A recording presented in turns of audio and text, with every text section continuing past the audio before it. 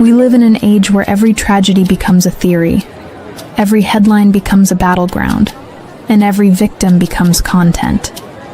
It took me about a year with Sandy Hook to come to grips with the fact that the whole thing was fake. I mean, even I couldn't believe it. I knew they jumped on it, used the crisis, hyped it up, but then I did deep research, and my gosh, it just pretty much didn't happen. Conspiracy ideation isn't just fringe anymore. It's monetized. It's algorithm boosted. It's packaged with dramatic music and sold as just asking questions. The more outrageous the claim, the more clicks it earns. You got parents laughing, like, ha, ha, ha, watch this, and then going, method acting, going, child laughing. I mean, it's just ridiculous. No matter what you do, they're never going to believe. They say, show us the death certificates. Oh, that's a forgery. Show us the pictures. Oh, that's a forgery. Show us proof that your kid ever existed. Oh, you just made that up. And you can't win. Conspiracy narratives don't just distort facts. They create harassment campaigns. They fuel threats. They turn private citizens into villains in a crowdsourced drama.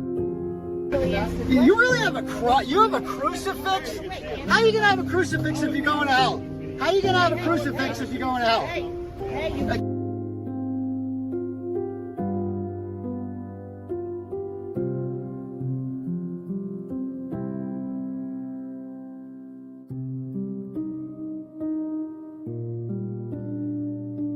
Healthy skepticism is necessary in a democracy. But skepticism without discipline becomes suspicion without limit.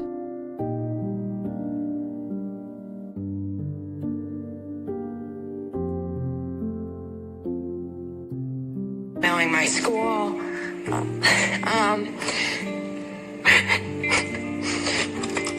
just like a lot of harassment. Moment, please. Sure. When media rewards speculation over verification, the loudest voices drown out the truth. Real justice requires patience. Real journalism requires restraint. And real victims deserve dignity, not to be characters in someone else's conspiracy.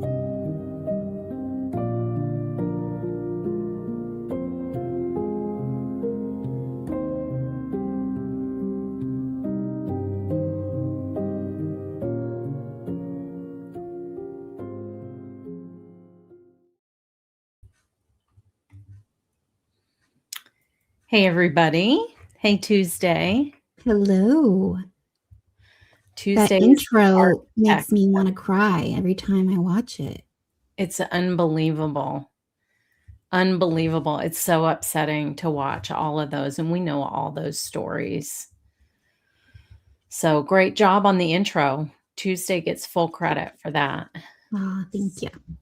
Thanks for a great job. And we have some very special guests today who happen so excited. I know. They happen to be experts in this kind of conspiracy, and I would argue victims of this kind of conspiracy. So I will add them to the stage. We have Kevin and Áine of the Murder Sheet. Hey, guys. Hey, Hi. that intro was amazing. It was making me like emotional, but also my blood pressure started going up watching that. It's just right. Yeah, it's hard to watch, especially really Alex is. Jones. We're so happy to be here today. So thank you so much for having us on. We are so excited to have you. You are the OG conspiracy people, having been through years and years of conspiracy in the Delphi case. So tell everybody a little bit about your background and how you became involved in true crime. Absolutely. So I'll go first. My background is in journalism. I was always into writing and wanted to make that my career. And so after college, where I was the editor of my student newspaper at my college, was very fortunate to get a wonderful opportunity with Business Insider, which is a great online publication focus on the business beat. And I did 6 years there, and it was an amazing experience, and kind of learned on the ground all the fundamentals of what goes into journalism of all kinds, you know, whether it's just quick news update, investigative piece, all sorts of things. And it was awesome. And I was primarily, though, covering the business beat, predominantly like Walmart, Costco, all the retail big boxes. And so not crime, but secretly, or not so secretly, I think I was pretty open about this. I was very morbid, very interested in crime journalism. So people would, you know, we'd have a meeting and they'd be talking about like, oh, this, fast food chain. I'd be like, ah, yes, there was a massacre at that chain in 1976. And people would be like, you need to call the FBI. Or like, how do you know that? So that's my background. And then I'm an attorney, not criminal attorney, more of a intellectual property. I got interested in a particular quadruple murder case here in Indiana. I became friends with the detective who worked on it. And maybe he was a little bit of a conspiracy theorist, because he said you should go on newspapers.com and see who's clipping a lot of articles about this. Because if they're clipping a lot of articles, you know, maybe they're involved, maybe they know something. And so I checked it out, and it was her that was clipping the most. No way, really? And so Quite a love story. Very polite email saying, "Hey, what are you doing?" And I was really worried, because I was like, did I like file some weird FOIA request or something? Guys stalking me on the internet. I didn't explain how I knew she was interested. No, he was very coy. But we kind of, we met, and I did an article on the Burger Chef murders. I have no idea why my editors let me do that, but through that I met Kevin. And after the article came out, we just sort of stayed in touch and sort of fell in love, and were like obsessed with each other, and then got married. And the whole thing is very insane. But it worked out. Yeah. So what we did was when we kind of got engaged and sort of were living together and stuff, Kevin really wanted to do a podcast, and I wasn't super into it, because I was like, I'm working at a real publication and I don't want to like embarrass myself in front of all my colleagues. But I did have that passion for true crime. And I think kind of what we ended up deciding upon was, we're not going to be casual about it. We're going to do journalism, and we're going to do, stuff that's like a value add to the audience. One thing that did kind of push me into it, I think, was kind of like seeing a lot of true crime that I didn't like, or kind of being like, ooh, like this is not super ethical or good. Or so you were able to convince me eventually. Yes, I moved to New York to be with her, and then we ended up moving together back to Indiana. And when we came back to Indiana, my sister said, you guys have got to do the Delphi case. So we started covering it. At that point, it was just, kind of a side thing for us, or at least in the beginning it was. But over time, it morphed into our full-time jobs. So this is what we do now, the podcast full-time. And what we try to bring to it is an ethos of Kevin's legal experience, being able to talk through legal documents in a way that makes sense, and then journalistically digging into stuff in a way that's helpful. But I think Delphi in many ways is one of the cases that absolutely shaped us in terms of how we approach things from a harm reduction stance, and from a conspiracy stance, and from just the fallout and learning about how it can really affect real people. And we've grown a lot through Delphi, I would say. Yeah, things changed when you got into the Delphi case, for sure. So you were newer to it than I was. That's how we met. Yes. And the coverage of Delphi was so radically different before you two came along. I actually don't remember a lot of true journalism happening in that case before you two arrived. And it was really wild to watch you stick it out through the insane amount of harassment that you both got.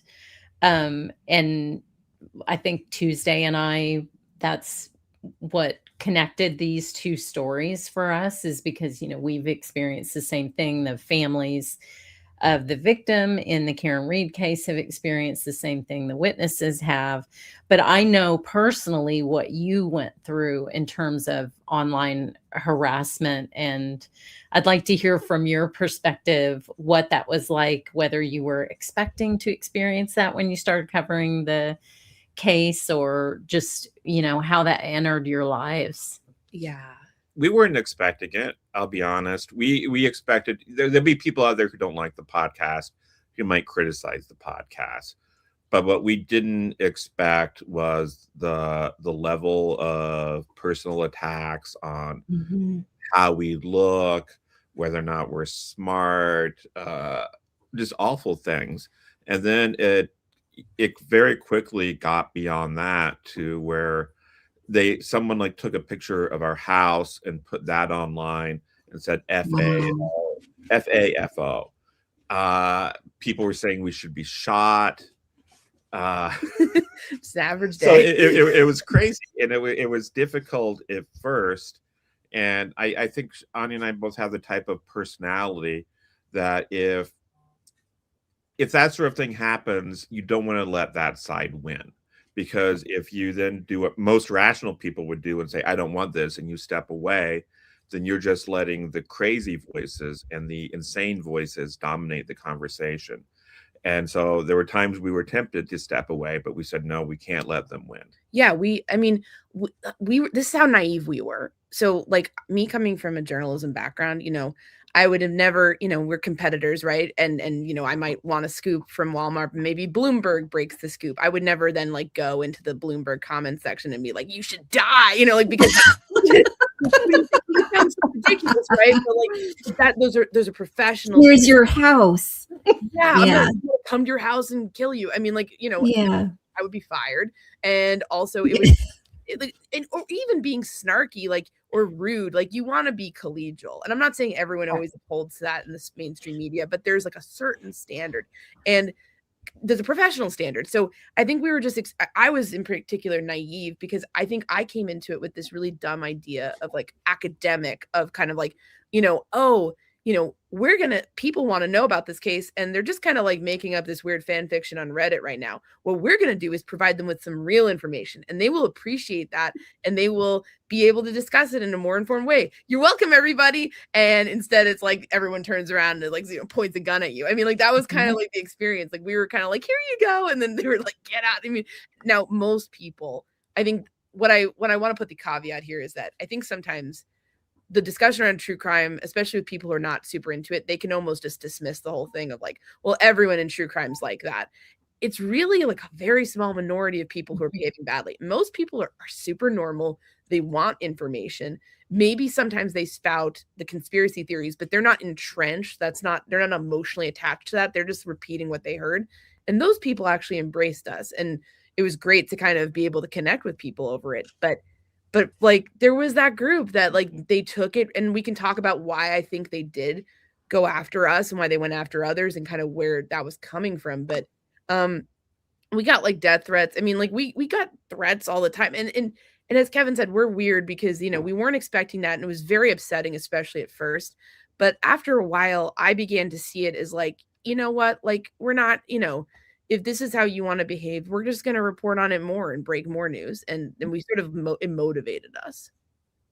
Yeah, I remember one incident. I don't even know if I've told you about this one Tuesday, but I remember one very surprising incident in which a crazed Delphi person was wandering around in downtown Indianapolis screaming Kevin's name into the void for hours. Yes, and filming himself doing it. And that it was wild. That's how I got Kevin to go on a date with me at the first. So I guess he was. No, I'm kidding. Kevin, you played it big when some random person is screaming your name in the middle of nowhere. Yeah, that was a lot. It was so bizarre. I mean, we started by doing a lot of work on Burger Chef, and there's an intense community around that case that has very different points of view, and we thought it would be like that. Yeah. There was Burger Chef drama. There was plenty. That was like kindergarten. That was like kindergarten. We were everyone's it's a dispute at a tea party. Oh, I don't think your etiquette is quite proper. And then we go to Delphi, and it's Roadhouse. We're in a bar fighting people. It was crazy. Yeah. It was insane.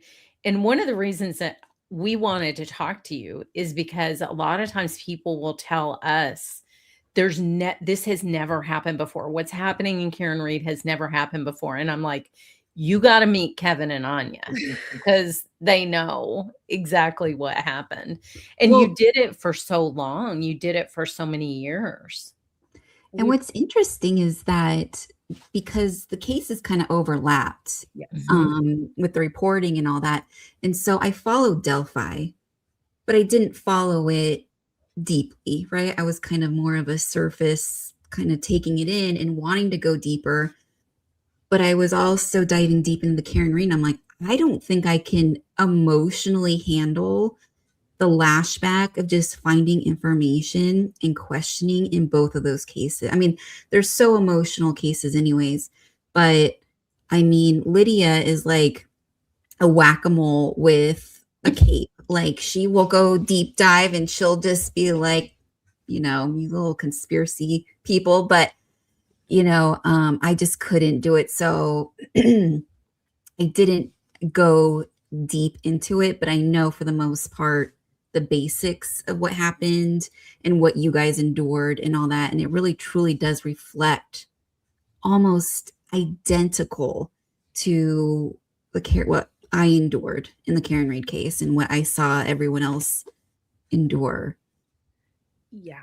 It's like there's a playbook at this point. There's like a playbook. And I don't want to sound like a conspiracy theorist myself, but I think there is we're seeing this thing develop. And if we can all talk about it and kind of expose it a bit by talking about it, I think that is helpful because I do see those parallels too.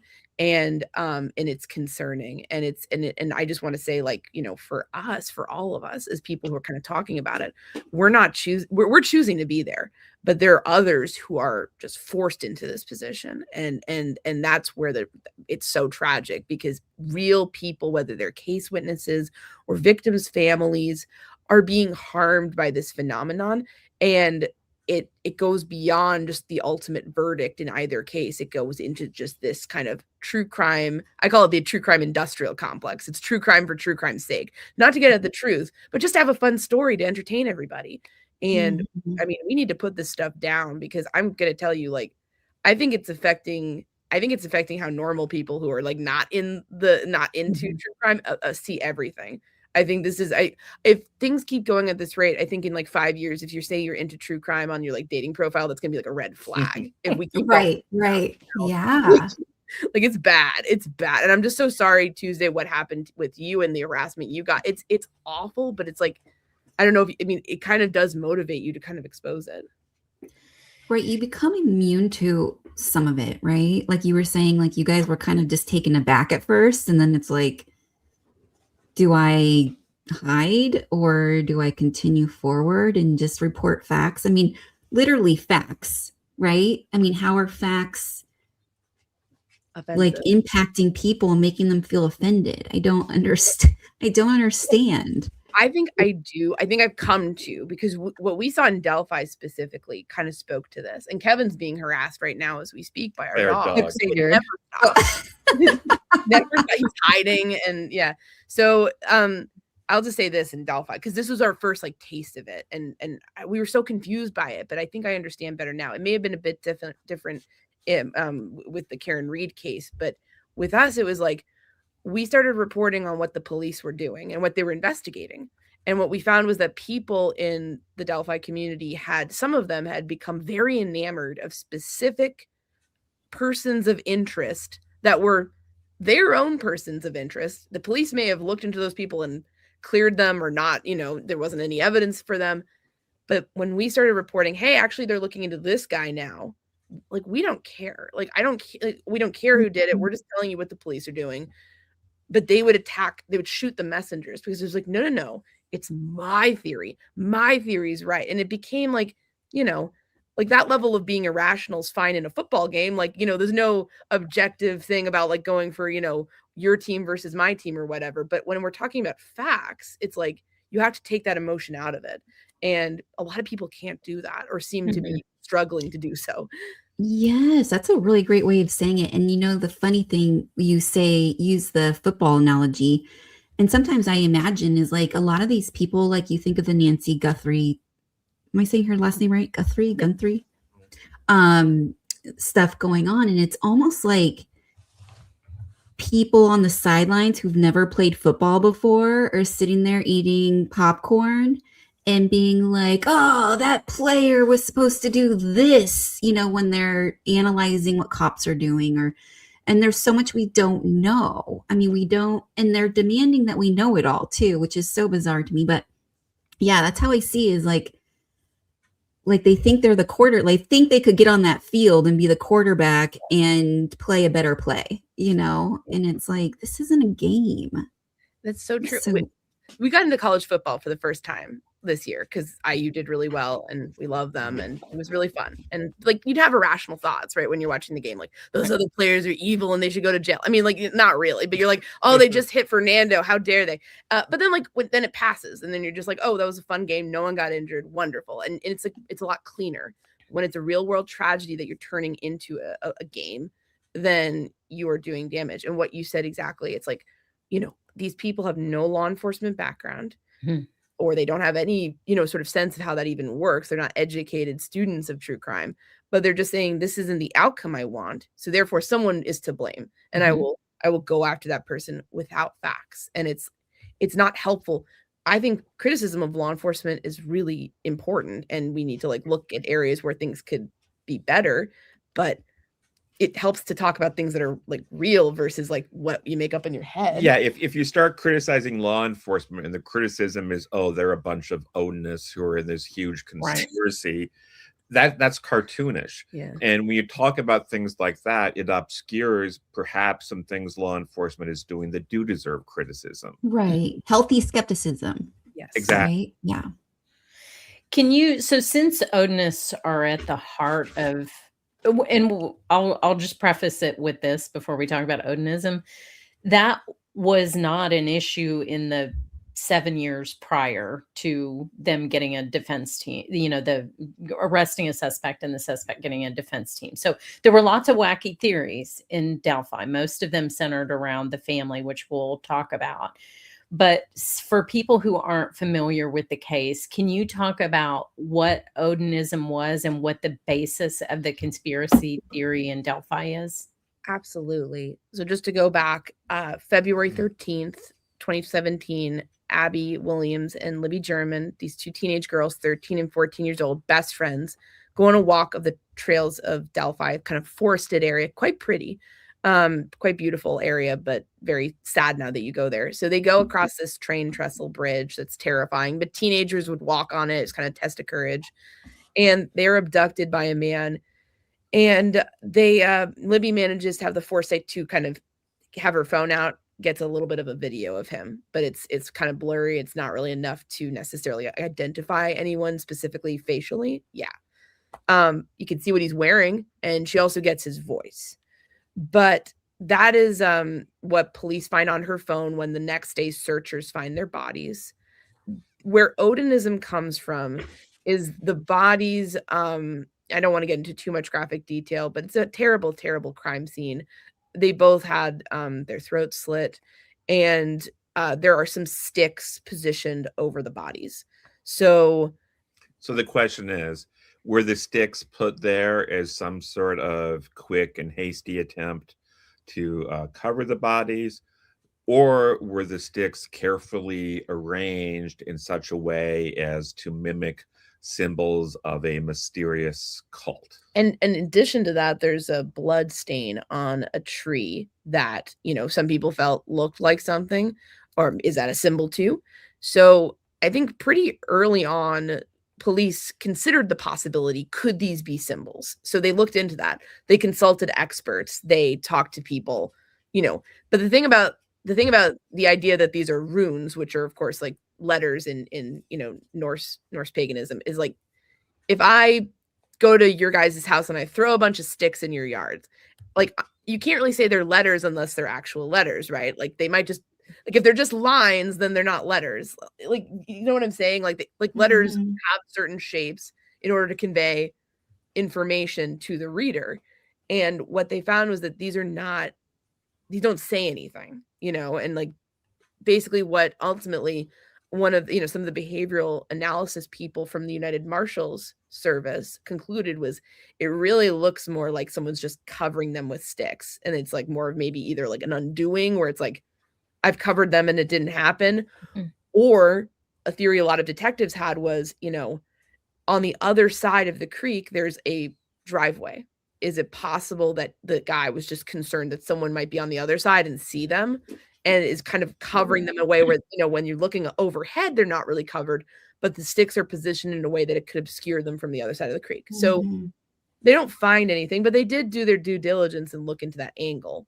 And that's from where basically the defense team ultimately got kind of the inkling of the Odinist theory that then they spun out into something even more kind of outlandish, I would say. And they went, this is another parallel. So when the defense team grabbed onto this conspiracy theory that it was, a ritualistic killing, which was established that's never happened, they went directly to content creators with that, correct? Yes. Yeah. In a very we're not just saying that, right? Like if anyone's like, why would that happen? I mean, these defense attorneys literally cited a YouTuber in the footnotes of one of their sort of signature memoranda. And that was a YouTuber who wasn't just, he wasn't just a YouTuber. This was a guy who actually suggested that a bomb be set off in the park designed to honor Abby and Libby in Delphi. Yeah, this is a guy who was posting harassing stuff about the prosecutor in the case and his children. He posted a picture from the prosecutor's Facebook, I believe, that showed him with his 2 young daughters.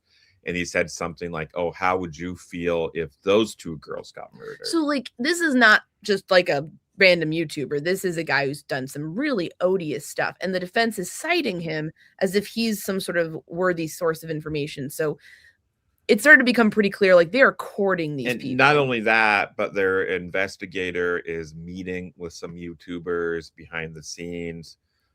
It got bad. And just, I want to say, this isn't normal for defense attorneys to do this. Most of our sources, in Indiana, are defense attorneys, people who have either been on the show or who will never be on the show, but talk to us behind the scenes. And when all this started happening, they were calling us being like, what is going on with this? And we'd be like, you're supposed to tell us that. And they'd be like, this is pretty weird. This is really outlandish. And so, yeah, it was crazy.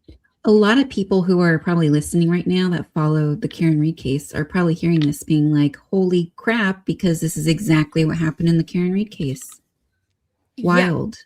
Yeah. And there was the same loop. So we did an episode a couple of weeks ago where we talked about this loop of information that went through Turtle Boy, for example, and intermediary. So the information flowed from Karen Reed to the intermediary to Turtle Boy.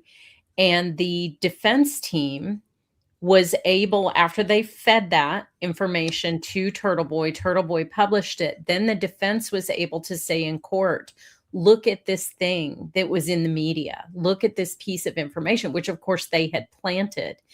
And I remember that loop in Delphi where they were feeding information to the content creators, but also the content creators were feeding information that later showed up in filings, right? Yeah, and they here's how bad it got. They had, I mean, we can get into it, but there was a hearing where it got into sort of contempt and whether the defense attorneys had committed contempt. And some of their witnesses around that whole situation were content creators who were supposed to be there to kind of be like almost verify their, what was going on or say, no, the other side's leaking too, which they weren't. I mean, it was, it's like gaming the system in an extremely dishonest and sleazy way. I mean, let's just call it what it is. It's sleazy and it's wrong, but it's both sides sort of forming a symbiotic relationship. And yes. Yeah. And I'm sure you guys saw this too, but it got weirder than that. It wasn't just about feeding each other information.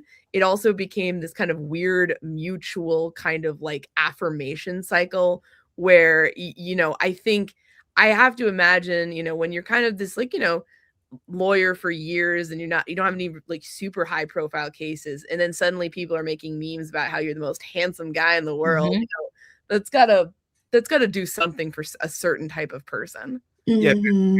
people in this case, if you're an attorney or something and you say something that sounds like you're a little bit open to the conspiracy theories, then all of the cranks just start love bombing you. Oh, you're so smart. You're so wonderful. Yes. You see what other Yes. people don't see. You're so smart. And a lot of people just fall prey to that and then say, oh, I like this attention. I'm going to keep on saying the things to get more and more of this attention. It's a really good test to see who would have like joined the Manson family. Totally. Right. Well, it's like a hero complex, right? I mean, they feel righteous and virtuous in what they're doing, and being praised for it. It just feeds right into it, the ego. And And the it- vocabulary was the same in Delphi, because in Delphi, they called the two attorneys the defense daddies. And in Karen Reed, they called the ARCA witnesses, who were clearly, they were paid by the defense. They deleted all their signal messages. They called those people the crash daddies. So it's like this weird paraphilia that these content creators have about defense teams that I find extremely unsettling. It is deeply It's unsettling. bizarre. And I don't know how much this happened in Karen Reed. It sounds like it certainly happened a bit, but they would like the weirdest cranks, the most entrenched ones would sexualize everything. Yep. Everything. Yes. It was like, why? Like they would say weird stuff about us. And it was like, Mhm. why are you thinking about this? Like, why? And then there was one guy who would like go around, and anytime someone mentioned a gag order, he'd be posting like images of bound and gagged women. It was just like, what is happening? Like, what are we doing here? They would sexualize like the prosecutor and the detectives who they didn't like. It was just like, go out, like maybe like have a more fulfilling romantic life of your own, and then you won't be doing this, because it's really weird. Yeah, It's just it's weird. disturbing. It really is. It's wild to hear it from you guys. Like I know. I feel like we're like, no, Lydia's been telling me, like, hitting me over the head with this. Like, no, this is exactly Delphi. I'm like, really? Like, I don't know. Yeah, I mean, I know, but I didn't know how identical this is. I mean, And poor Áine has 3 years of frantic messages from me about Karen Reed while she's trying to fight off people screaming her husband's name in downtown Indianapolis. Because I'm like, you got to see this. I'm the only one who gets to do it. No, seriously, because it would be like, I'd be hearing about that from the Karen Reed side. I'd be like, oh geez, it's happening again. It's a different case, but same stuff. And it's really troubling to see that form. Yeah, and the information pipeline is so disturbing. So we're just kind of getting into the details, lining up what we can prove, how the information was flowing.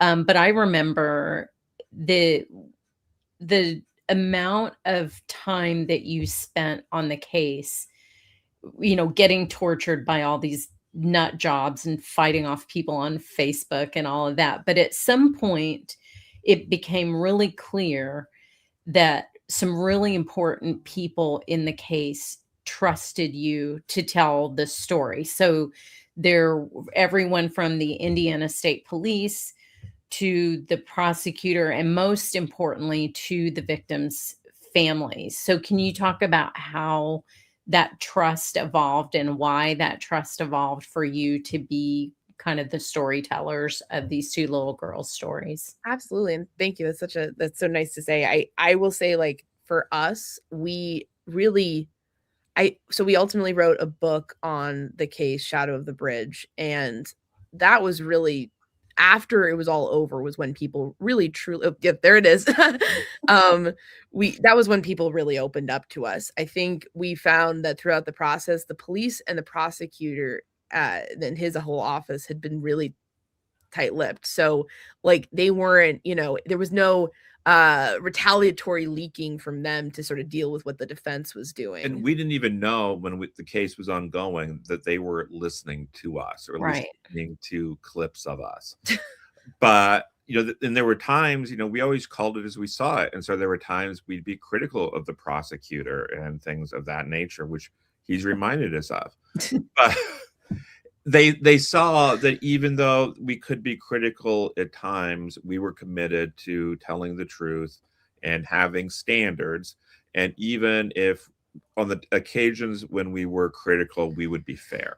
Yeah. And I think that's all they expected or wanted. And I think that's why they grew to trust us. And I think they saw that we were fighting to get into court every day. This was a case where seating was very limited and no cameras in the courtroom. No cameras in the courtroom. And it basically turned into like a nonviolent Hunger Games situation where we're all competing outside to get in line, and it's all very complicated. So I think they saw, wow, these people look insane. They sound insane on the podcast because they're very tired, but they're fighting to get in. And the reason we kept fighting to get in was actually because we realized that there were elements of, I have a lot of respect for the mainstream media reporters who got in there. And there were certainly a lot of them who did a great job with their coverage. Like, so I'm not saying this was universal, but there was a overly skeptical strain of the case that kind of, I think they didn't really understand the case as it hung together. And so I think that shaded the coverage to a certain extent, and people were reading headlines and kind of getting the wrong idea, I think. And then that was fine compared to this next part, though, where you had people who were just kind of either lunatics or people who were just liars. They like, their content creation strategy is, let me just lie. And so we were like, no one's gonna be, you know, like, it's up to us. Like, we've got an obligation. I'll never forget this. I won't name names, but one day we're talking with a content creator who's very, very pro defense, and we're talking about something that one of the defense attorneys did the previous day. And I said, they really messed that up. And she said, oh yeah. And she was agreeing with me. She was talking about how this defense attorney did a bad job. And then she goes on YouTube and says, oh, when the defense attorney did this, he was like Clarence Darrow. It was brilliant. Everyone was in awe. And so they know they're lying, and they're going and they're feeding information to people who don't have the benefit of being in the courtroom, and it's upsetting. So I think just us sticking through it and coming to realize that they all noticed that and appreciated that, because we weren't shading it on their behalf and saying like, oh, the police did such a great job with everything and the prosecution. We were just trying to tell the truth. And I think they were just like, that's all.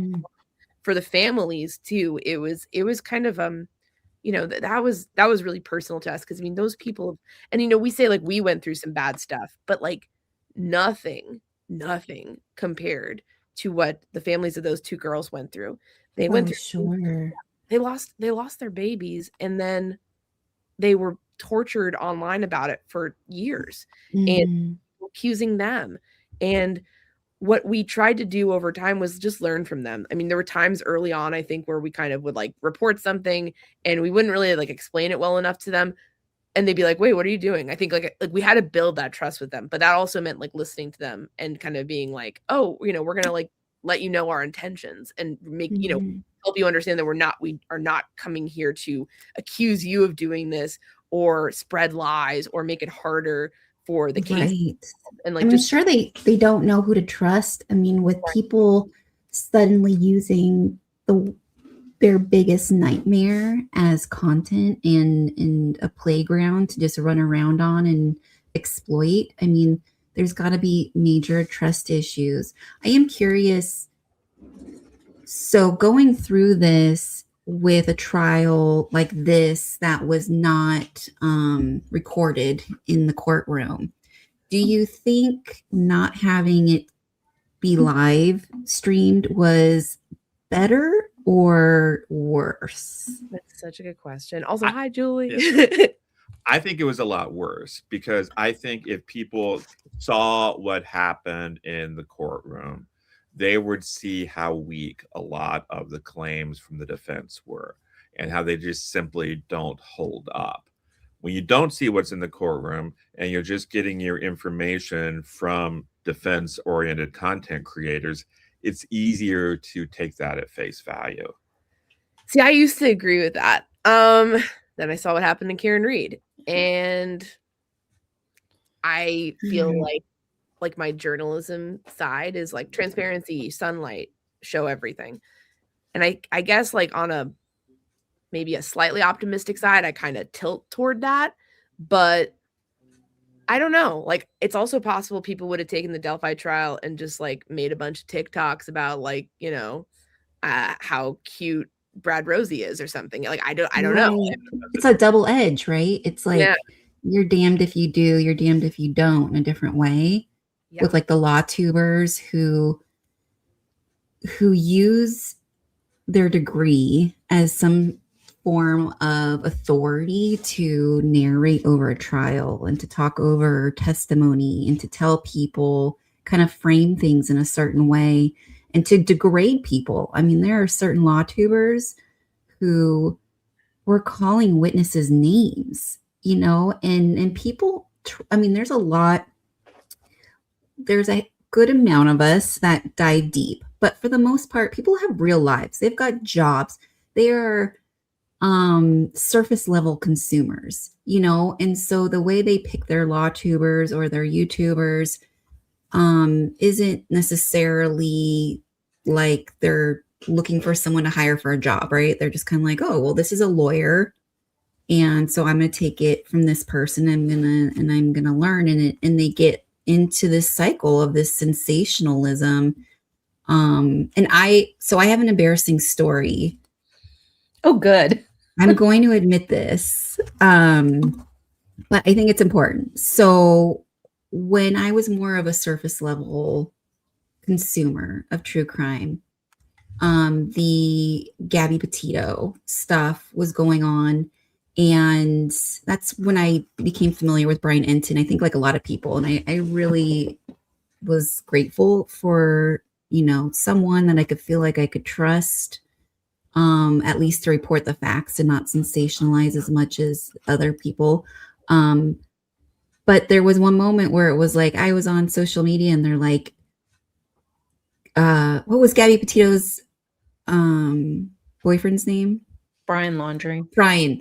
And Brian's mother was in her backyard and they had like drones over and they're like, she was gardening or something. And they're like, is he under there somewhere? Yeah. Like, is that a hand? And there was a good like 5 minutes where I'm like, holy shit, there's a hand. Oh my God.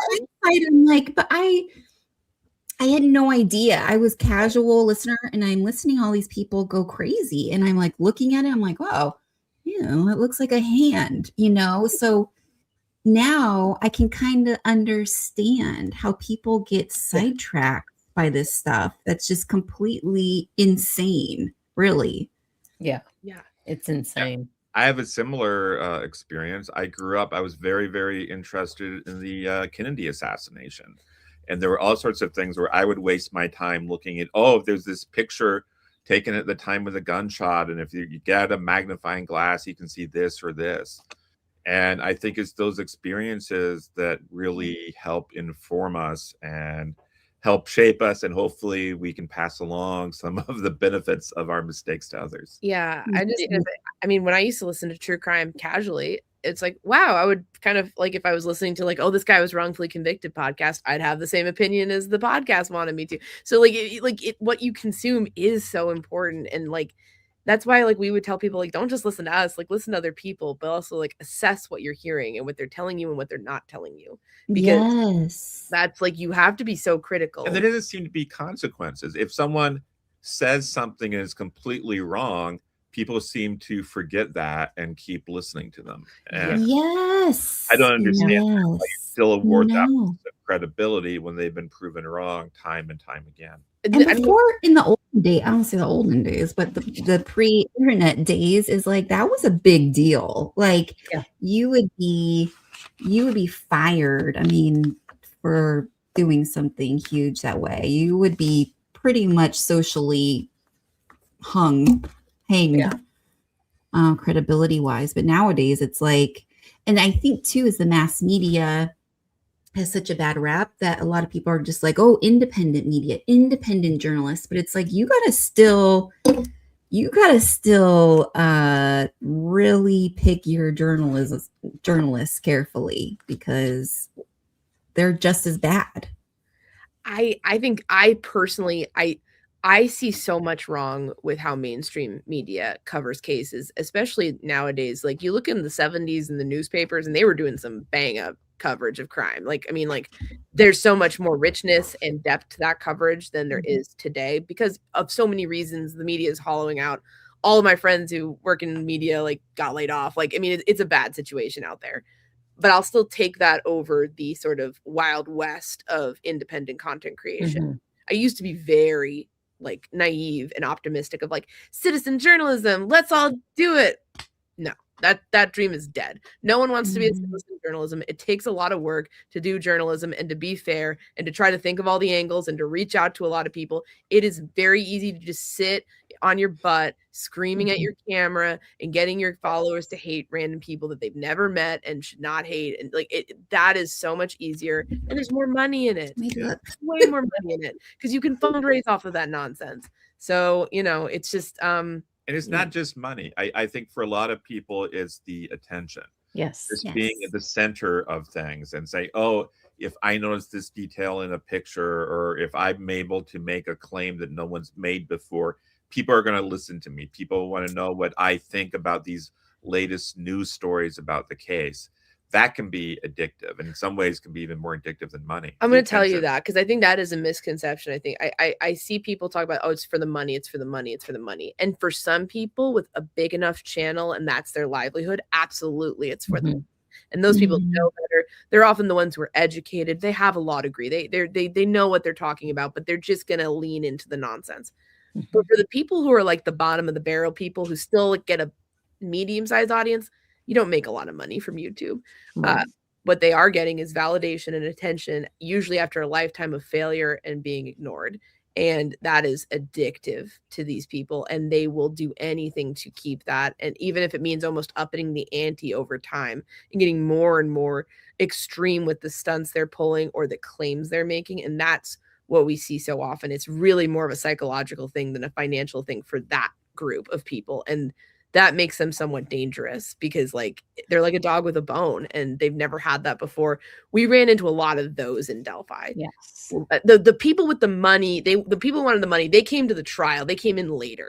They're doing it now. They're doing, oh, let's look at Delphi, but the people who were really in it from the beginning, it was this community. It was this validation. It was people telling, oh, you're seeing what others can't. And yeah, I don't know. I mean, I get it. Like, it's fun to like meet people and form a community. Like we did that. Like, I'm not criticizing anyone for doing that.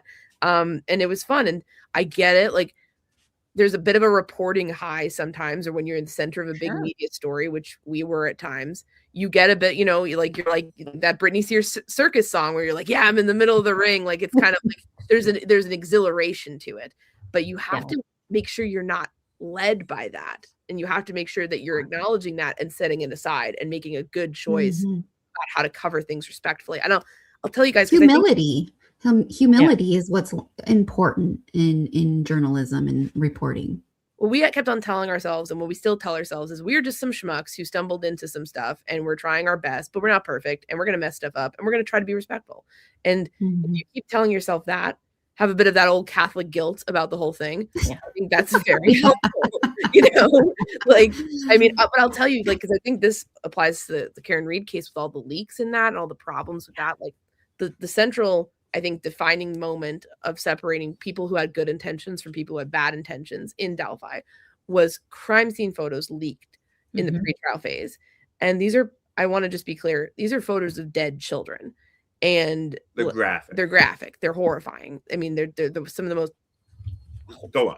But anyways, like, it's one of those things like that.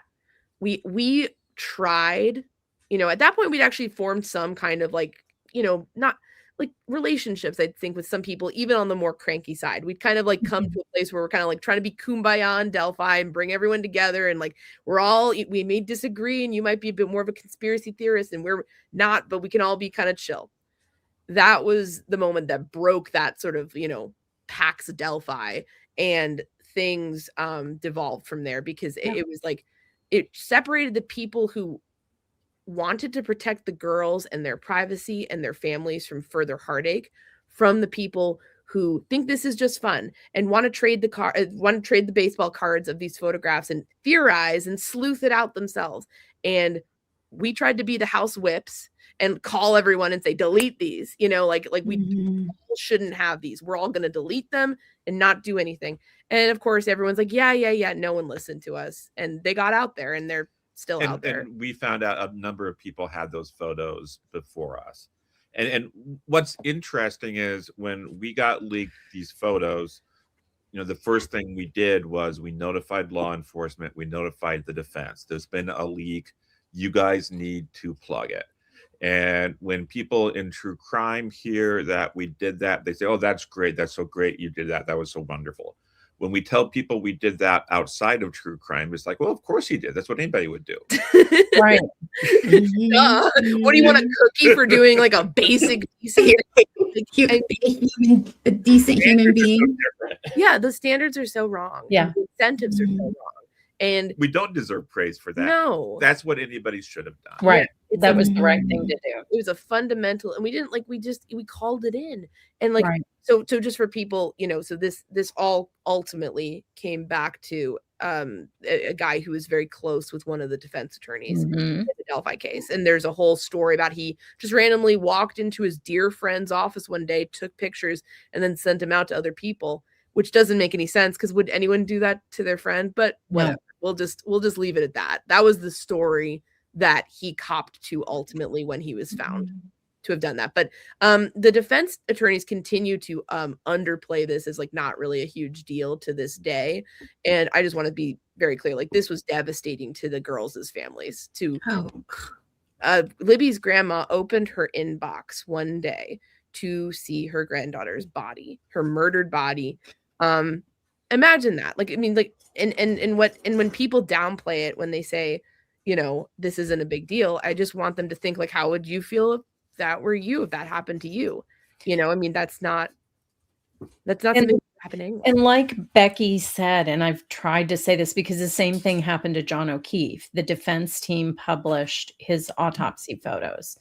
And what Becky Patty said is at the heart of all of that. There's generational harm that comes from that because people that never met John O'Keefe, who are, you know, his relatives' children, are going to find those photos on the internet. And Becky Patty said the same, you know, Libby's, you know, her grandchildren who wanted to know about their Aunt Libby are someday going to come across these photos. And it's disgusting and it's deliberate on the part of these defense teams because they know people will run with that. They know it's sensational. They know it will spread, you know, in the Karen Reed case, it was part of their, you know, it became part of their theory. And I think that was the case in Delphi too. I think the content creators wanted that out there. One that I can think of in particular, who was one of the first to publish it, an altered version that she claimed was not the actual photos, but it was. And they did that specifically to push the Odinist theory with no regard for these families and no regard for the future generations of Libby and Abby's families that are going to see these and be traumatized by them. It's like you can't, what's the saying? You can't put the toothpaste back in the tube, you know? And they know that. Yeah. Have you ever have you ever had your wallet stolen or your purse? Like I remember in college, my purse got stolen and I had my ID in there. I had my social security card in there. I had cash because I was a bartender. And the feeling of just my purse with my ID getting stolen felt like part of my identity was really kind of like someone just took part of my identity. And that's just my purse and my ID. To think that someone is going to exploit my child's most vulnerable death, you know, most vulnerable moment, or your loved one's naked autopsy photos. It just, how can they not think about this? How can they not connect that how awful this is? I have a theory. And I think the theory comes down to some form of like egotistical, we're going to solve the case, you know? Suddenly everybody's this super sleuth and it's more important for them to be able to analyze things versus like experts or the jury or the parties involved. It's like this self-insertion. main character syndrome, the kids call it, that, you know, people are encouraged to have in true crime because creators want, you know, creators basically want that engagement. And it's like, what if we all solved a mystery together? And we try to avoid that like the plague, because that empowers people. If you want to solve a mystery, then yeah, you're going to have to see the autopsy photos, and then you're going to justify that when they leak, and you're going to say, well, I'm contributing. It's like, you're doing nothing. You're playing games at home like a child. You're playing pretend. And and you know what, if you want to do that with anything else, whatever, but at the cost of these victims' families, at the cost of this invasion of privacy and this just horrible ethical breach, I mean, it's not something anyone should be doing. Yeah, one thing that I think is interesting is some of the people who got these crime scene photos were people who believed the defendant Richard Allen was guilty. But they, for some reason, were just so obsessed with the mystery of it that, oh, I'm looking and I'm studying these pictures, and I think it does support the defense theory, or I think it doesn't support the defense theory. And they got so obsessed and so focused on looking at it through that lens, they forgot that they were looking at two human beings who had died and who remain loved and cherished by their families. And there's just something dehumanizing about it for them as well as for the victims. I'm going to say this, like, there's an overabundance of like just opinions and people thinking that their random opinion matters. And like, it doesn't, like, it just doesn't. Yeah. That's why when we don't know what we're talking about with a subject, we'll invite on an expert guest who can speak to it. And like, you don't need to hear what we think about like oral arguments before the Supreme Court. Let's talk to someone who actually did those, because we don't have that experience and our opinion matters less than this guy. And I think that's, social media has just enabled everyone to become, you know, like a dog bite expert, right? In the Karen Reed case, let's all weigh in on who the hell cares what you think. I mean, like, I'm like, it just boggles my mind sometimes. But that's what happened with the photos. People just thought their own analysis was so friggin' important that it was worth violating this, like, just, I think what like basic decency calls for. Yeah, civilized society. I'm a little concerned that you've hacked into our notes, because I actually have an example of that I pulled up. But so Tuesday and I have been talking a lot about the Nancy Guthrie case and some of the attendant madness around, you know, the content creators that are out there streaming and doing all this stuff. But when you were talking about the, what I call the something's off content creation, you know, you think you're this genius person who's, you know, looked at a picture on the internet and now you've solved a 7-year-old crime, which is what happened in Delphi. I found this the other day in the Nancy Guthrie case, and I almost fell out of my chair. Okay, so here's the post. So this person puts up a post, which is very reminiscent of a lot of the photos in Delphi, just like a zoomed in, you know, picture of Bridge Guy where they swear you can see a puppy in his jacket, right? So they post this photo of the person who was on Nancy Guthrie's porch, right? And here's a better close-up photo of this, okay? And do you see what it says with the arrow? It says bottom teeth. So this is a person who is zooming in on a blurry ring photograph of a person in a ski mask, and they have diagnosed a medical condition that they believe that this person has. Anybody else notice this? This still was taken from the Nancy Guthrie Nest Cam video. It's not edited, other than me putting the arrow and the words on it. Look, I can see you rubbing your face. Looks like the suspect has teeth that grew behind his bottom teeth. It's called hyperdontia. Click on the photo and zoom in. That's how you can tell you're dealing with a genius, right? Click on the photo and zoom in.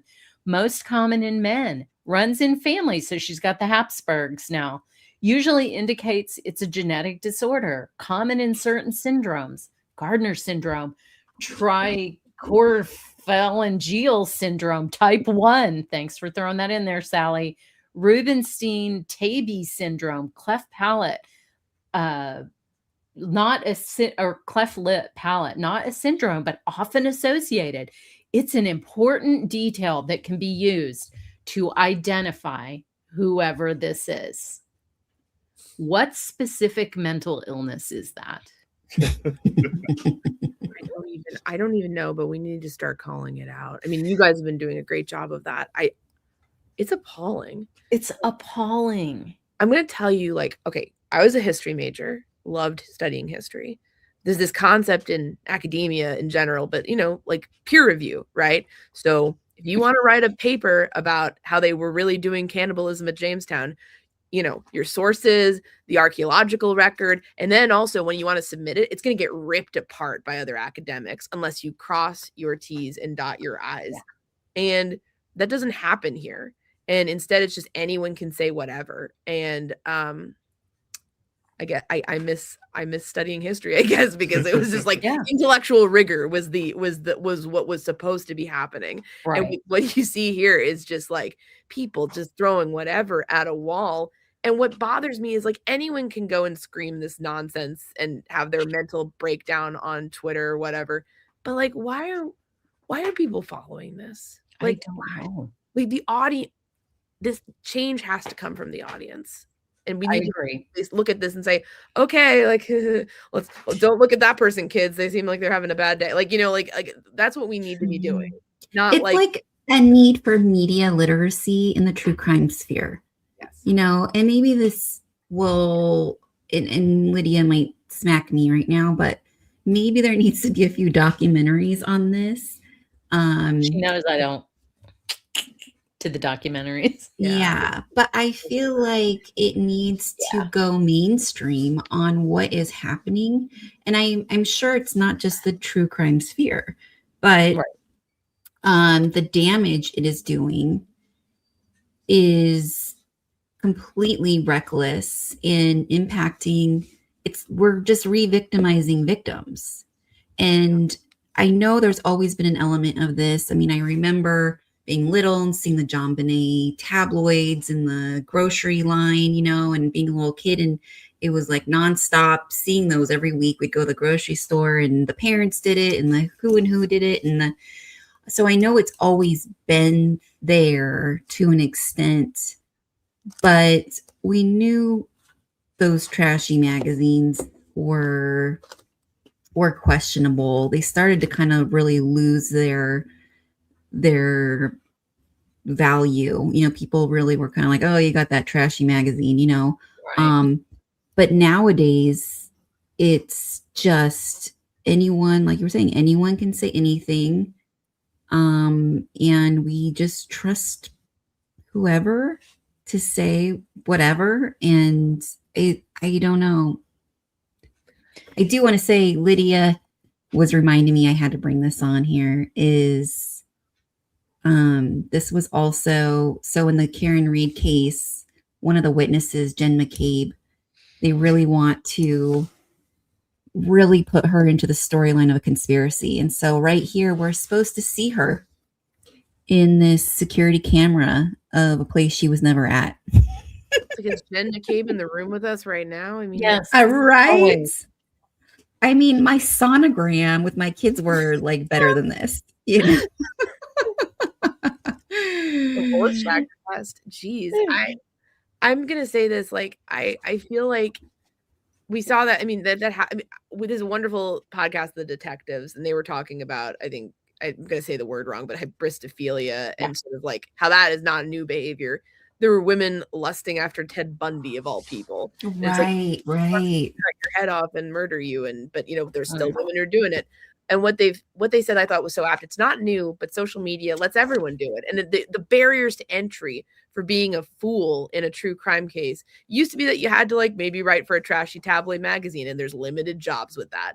But nowadays, you can kind of just log in and do whatever. And that's why the change has to come from the audience, because there needs to be accountability, and there needs to be like, oh, you've lied to your audience. Goodbye. Like, you know, like there needs to be like friends not letting friends get sucked into these conspiracy theories. Like if you see your friend, we need a bumper sticker with that. Friends don't let friends fall into these conspiracy theories. Is like crashing out over, you know, how everyone in Canton is in on it in Facebook. Maybe, hey, no. Like, you know, I think those personal relationships are what pull people back from the brink, and sort of like, don't go down that road. Like that's really not, you're harming people. And I know you're better than that. And I don't know what else to do, honestly.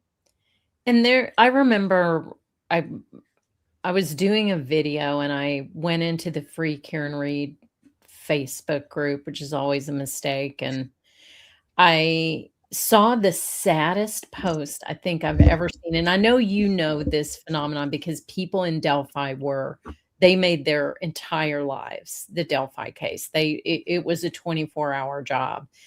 And this girl posted in this group a series of text messages from her father. And she had been sending him Free Karen Reed information. And he was so concerned. And she posted the text messages where he's like, I'm really worried about you. This is not normal. You need to stop, consuming information in this case. These people are real people. He said that in the text messages. These people are real people, meaning, the witnesses and the victim's family. And he said, you have a real life that you need to pay attention to. You need to pay attention to your child. You cannot spend 24 hours a day, obsessing about Karen Reed. And she just laughed it off, this intense concern from her parent that there was something wrong with her. And she just laughed it off and posted his text messages in the group. And I was horrified. If my dad had said something like that to me, that would have been like one of those before and after moments in your life where you're like, wait a minute, I gotta think about my life. And I just found it profoundly sad. I think there's a lot of people. That is sad. And I'm certainly aware of, as I'm sure you are, a lot of people in the Delphi case who didn't have somebody to do that for them, or who ignored them if they tried to. People who lost jobs, people who lost marriages, people who lost their homes just because of their bizarre hyper focus on their own theories about a case. I'm going to say we met a lot of people through Delphi who I would say like were vulnerable in some way, perhaps emotionally, got sucked into the conspiracy, and then eventually like either through meeting others or deprogramming themselves evenly, or just kind of like getting out in some way, they were really harmed and bullied and like put through a really bad situation in some of these very toxic spaces. Mm-hmm. And that's why we think speaking out on it, as you guys are doing, is important too, because it's like a lot of the people in those spaces are like not in a good place, and are perhaps, they might be taken advantage of. They might be harmed too. And I kind of think there's different categories of people who get into this. Like, and I see that with Delphi too, where you have the people who are kind of vulnerable dupes.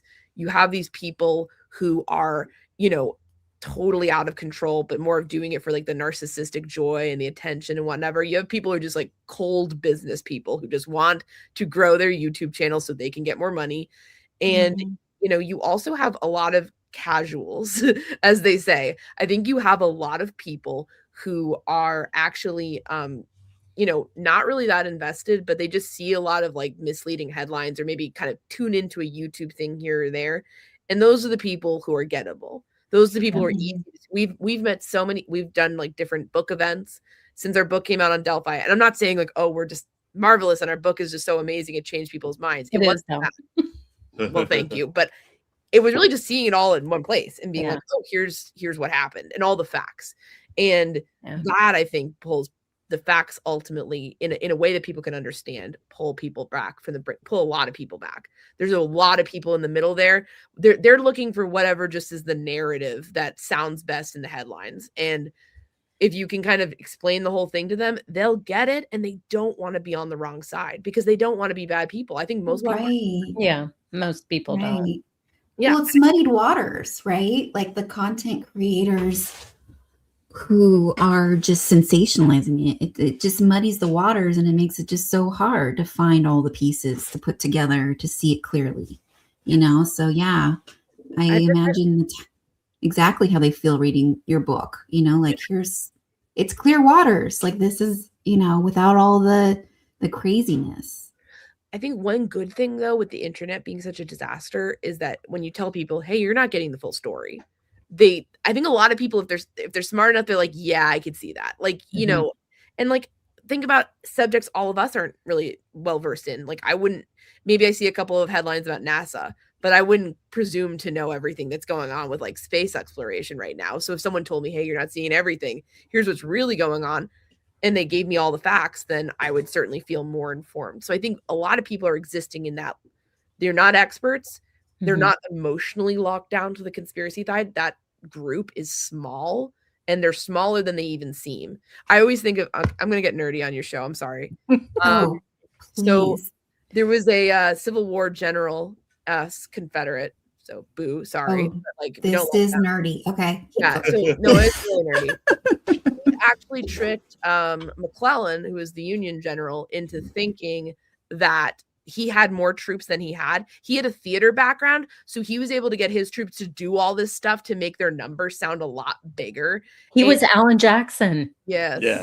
Yes. It was the Jackson method before he even was alive. So that is what these kind of cranks do. And we call them the cranks because I don't really have a lot of respect for what they're doing. I think it's just crankery. So I think we see a lot of overlap between Delphi and Karen Reed. And I think what we're going to see with Nancy Guthrie, I think there was overlap with the Idaho thing too. I mean, there's just a lot of cases. If they hit that level of attention, this nomadic group of people are going to come and try to exploit it. And one thing that I appreciated about you from the beginning, it's probably, besides the fact that we were separated at birth, I think it's what drew me to your podcast and to your group, is you never tolerated the bullshit. So I had been in Delphi groups and on Reddit and everything for years, and they were dumpster fires. Anyone was allowed to say anything. They could come in there and you know, say that one of their sisters was the murderer. They could say all these outrageous things, these false things about the dolls hanging in the trees, things about the puppy in the jacket. And it was just like this free for all of bad information. And you never tolerated that. And I always appreciated that. That's my style too on Twitter. If you're going to tell me that, that I said this the other day, that Brian Higgins had Chloe in a duffel bag at the Canton Police Department the night, John was killed, then I'm going to tell you you're not all right in the head. And I'm not going to tolerate that kind of talk. And you never did. And I think it cleaned the environment to where the family had a space where they could speak without being assaulted by insane people all the time, saying ridiculous things and terrible things about them. And I think it became a valuable place for people to learn, people who might have been on the fence, who might have had doubts about Richard Allen. I think it gave them an environment to learn in where they could take in your message without a bunch of nonsense. Thank you so much. Well, we really appreciate that. And we have the best moderator in the world who kind of enforces all of that. And I will just say that for us, it's sort of like when people start talking about, we want a group where, I can just say whatever and do whatever and behave in whatever way. It sort of feels, censorship. It sort of feels like a bank robber complaining about not being able to bank. Yes. You're forcing everyone into the vault so you can steal all the money and disrupt everyone's day and maybe kill some people. So no, you don't have to tell everyone what you want. We don't care. If you're going to come to the bank and be normal at the bank, maybe there's a range of things you can do at the bank. That's fine. But it has to be within the range of what's acceptable at the bank. You don't get to bring an AK-47 in here and Right. It's like on Twitter too. We get people that'll be like, oh, Tuesday blocked me. And I'm like, yeah, you know what? I lock my front door too if you were coming to my house. Just because you have something to say doesn't mean I want to deal with it, Right. And these are the people who, wished harm on her and, her family. She's gotten terrible, terrible messages.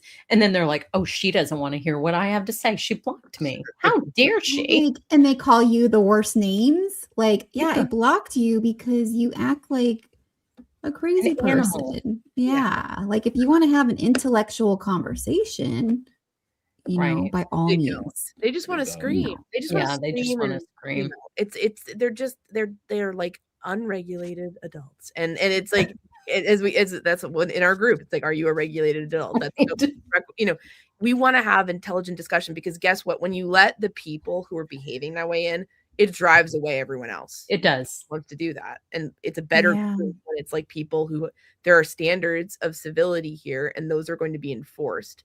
And it's not a democracy. It's I don't know, it's a benign monarchy or something, but like that's ultimately like a better situation for this kind of thing than having a free for all where there's no standards and people are being actively abused.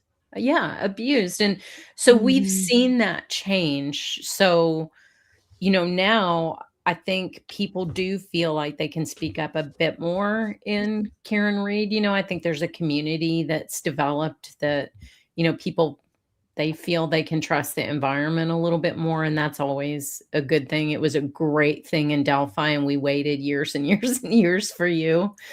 But you said this just in passing a minute ago, and I wanted, for people who are just in Karen Reed and don't know Delphi very well, I wanted to go back to this. So you said this nomadic group of people, and it is important for people to know that the very same names that are making trouble in the Karen Reed case made trouble for you and Kevin, and the families in Delphi. So can you talk about how there's kind of a group of usual suspects that moves from case to case?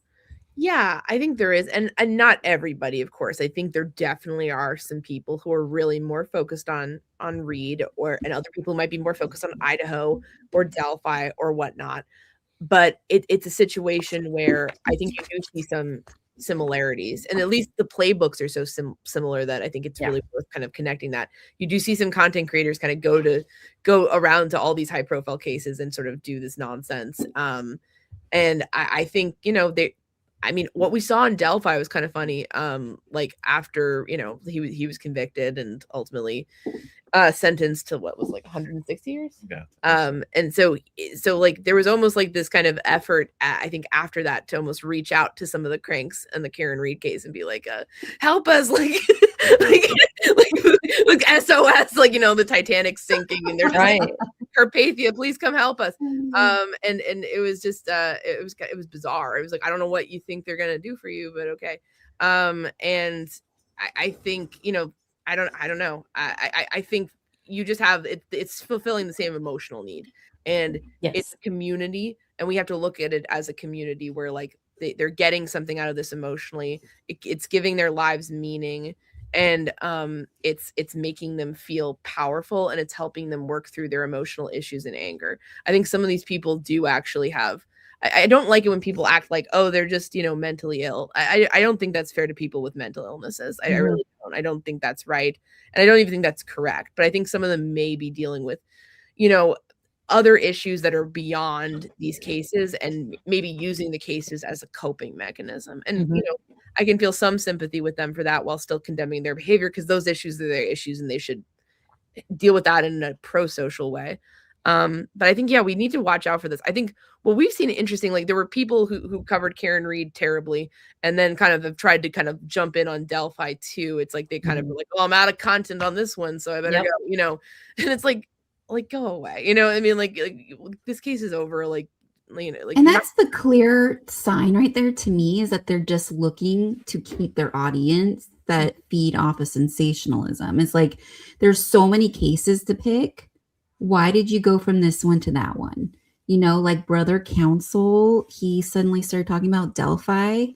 And one thing that bothers me, and I've talked about before, is on Twitter, at least, is what really irks me is these content creators who will tweet something with no desire to have a conversation about what they just tweeted. They'll say something inflammatory. They'll say something controversial. They'll put out their opinion, and they're doing it for clicks and attention because people are going to be like, what are you talking about? Or blah, blah, blah. Or, want to start. Right. And it's like, I learned that about some law tubers. And I just is like, you know what? This feels clickbaitish. This feels like you're not invested in a case and wanting to really help inform people. You are looking to feed yourself. And that's a red flag. I see that I'm really trying to kind of note for myself.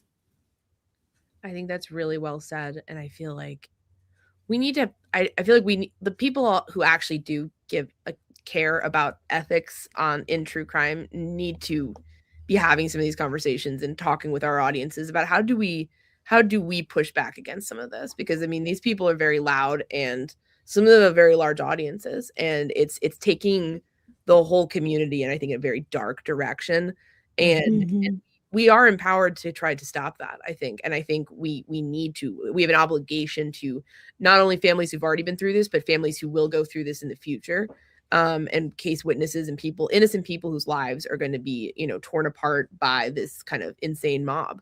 And I'm hoping we can kind of, think of some good solutions and kind of show like it shouldn't be like this. This is really unacceptable. And that in a couple, however long, people can look back and say, I can't believe people were doing that. That's really sensationalized and ridiculous. But unfortunately, there just is a large group of people. It goes back to treating these stories more like entertainment than everything. And listen, like there's nuance, right? You don't want your show to be boring and bad and unlistenable. So there's got to be some thought about how do I present this story in an interesting and engaging way. But when it's pure entertainment, when it's pure slop, when it's just like, let me eat these potato chips mindlessly without putting any thought into them, then it's more about just feeding this kind of like satanic mill of true crime rather than any sort of like thoughtfulness about like, how do I cover this story in a way that's, not actively horrible. I mean, I was just say with us, I mean, we saw this. I mean, this was the most bizarre thing. And you talk about the loop, right, between the content creators and the lawyers. We saw that firsthand throughout the trial. You know what I'm going to say. I do. So Bob Motta Jr., right, of YouTube fame, or I guess, I don't know, his audience isn't that big, but basically, yeah, of YouTube fame. He, basically got like a little, like, he was like their lapdog with like on the little velvet cushion. Like he got a seat every day at trial. And like, from the defense, like one of the, and he wasn't sitting up there with him. I think some people misunderstood that, but he was in the gallery. They were designated defense seats. He got one of them every day. And what that enabled him to do was then he didn't have to wait up all night to get a seat. He could just know he had one locked down and go on court TV, as for a number of times, and just spread defense talking points to their audience. And it was like, okay, like I see what the media apparatus is there, but I mean, it's despicable. But I think we would call it out, but I don't know if like, I feel like people who were just watching court TV and maybe not seeing the whole thing, they may have just thought, oh, this is just some guy and he's, he's respectable because he's been courting them for months. Yeah. So what is maybe Kevin can address this is like from a lawyer perspective is like, does the Bar Association have any kind of ethical guidelines for this kind of like where defense teams are using YouTubers as PR and leaking information? I mean, I feel like, where are they? What is going on here? A lot of this is such new territory that I think a lot of the people in the bar associations really haven't given much thought to it.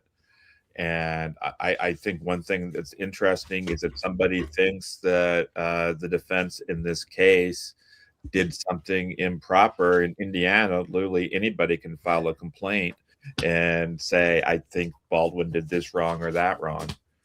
I had a complaint filed against me, which was dismissed. So. I think Kevin and the prosecutor, who did a wonderful job in the Delphi case, were the only two attorneys who actually had like a complaint filed on them by anyone at the end of the day here, in a case with like leaks and like people courting YouTubers and all manner, and like people, defense lying to the judge. I mean, it like that tells you everything. The bar is not equipped to deal with any of this, and nor do they seem to.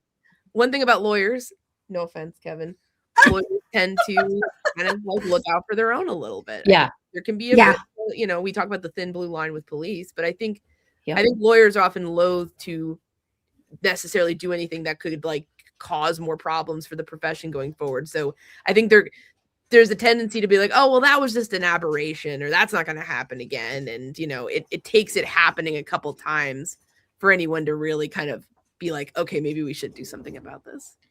But at least Fran Gall stood in the gap there, and in a way that we did not see in the Karen Reed trial. So we longed for someone like Fran Gall who would take control of her courtroom and not put up with any bullshit from the attorneys. And we didn't get that. So, and there have been a couple questions in the comments about what do we do to our legal system to prevent this kind of influence from changing the outcomes, which it clearly that was the goal in Karen Reed and it worked in Karen Reed. It was the goal in Delphi. It didn't work in Delphi. Yeah. So where's the balance for transparency versus justice? Oh, it's such a good question. And it breaks my heart that it did work in Karen Reed. I think about that a lot. It's like, I mean, because I feel like there was ultimately justice done in Delphi and there was not in that case. And it's haunting. For me, without being a legal minded person, you never want the cure to be worse than the disease, right? So you never want to have a situation where you're making things significantly more hard for defendants to clear their names and stuff. And we're big believers in the system and the adversarial system, and defense attorneys really kind of like bringing, you know, being tough and bringing their A game and even going after police and people to an extent, but it's got to be tempered with like doing things fairly, not playing the court of public opinion.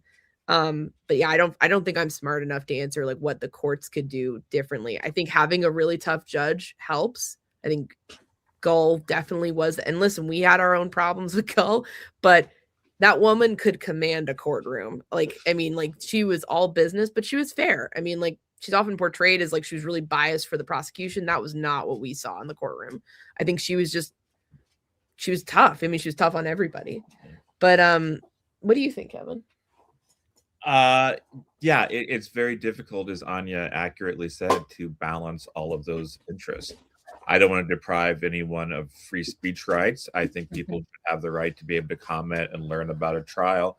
And it's very difficult to figure out a way to curtail bad speech without also affecting the ability of people like ourselves to talk about it. And I think ultimately the best cure for bad speech is good speech. And so I hope more people like you guys speak up and start entering dialogues when these things happen again in the future, as inevitably, sadly, it will. I think what the most realistic thing is the change comes from consumer behavior. And I hate to put it all on the audience because I'm just, it's like, okay, like let's solve pollution, but like, that's often going to come from like the big companies versus like what you're doing with recycling as one person. But to me, I don't know with the speech stuff and whatnot. I think the best thing you can do is ignore these people. Treat them like there's some kind of guy having an episode outside of a McDonald's screaming inanities at people, and ignore them and kind of walk on by and maybe feel a bit sorry for them, maybe say a prayer for them, maybe hope that someone else can help them with whatever they've got going on. But I feel like telling people, I mean, because this is what we've run into here in Indiana. People talk to us at these book signings and they'll be like, I'm horrified that I shared this YouTuber. I didn't know the extent of what he was doing to Libby's grandma, which now that I've read the book, I understand. And I understand who she is and what this darling girl meant to her.